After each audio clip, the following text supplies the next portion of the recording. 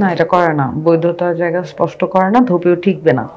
এই এই জিনিসটা আমরা অভ্যুত্থানের 1 মাস পরই আমরা টের পাওয়া শুরু করলাম যে আসলে হিউজ পরিমাণ মামলা বাণিজ্য হচ্ছে।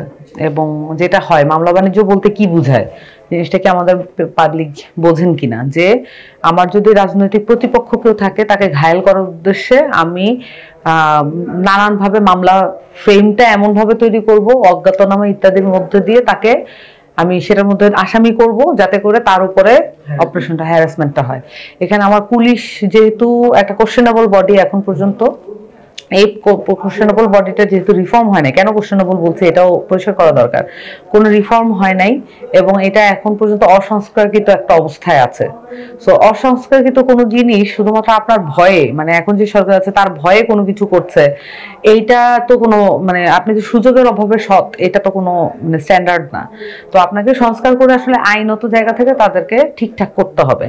সো কিন্তু পুলিশ এটাকে আরো তার নিজের বাণিজ্য হচ্ছে, এটা দলগুলা যেমন বাণিজ্য হচ্ছে, এখানে পুলিশের নিজের বাণিজ্যও হচ্ছে। তো এটার কারণে আমার কাছে মনে হয় যে গণঅভ্যুত্থানের যে মামলাগুলো, এগুলো আসলে খুবই ক্রিটিক্যালি দেখা উচিত ছিল। ট্রাইব্যুনালের মানে এতটা আওতা নাই, কিন্তু কোনোভাবে যদি এটা আওতাভুক্ত করা যেত খুবই ভালো হতো। প্রত্যেকটা মামলা আসলে ঝুঁকিপূর্ণ অবস্থায় আছে।